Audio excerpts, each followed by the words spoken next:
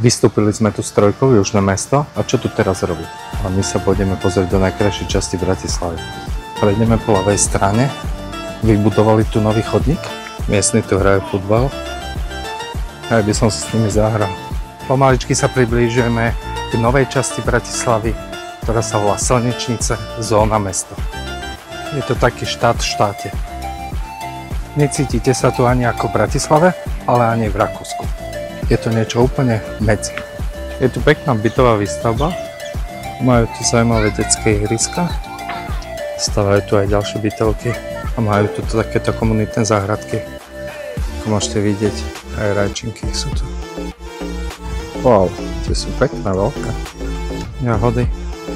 Majú tu aj pre psíkov psí výbeh. A čo je úplne super, majú tu aj grill. Miesto na odpočinok. Je to fakt nádherné.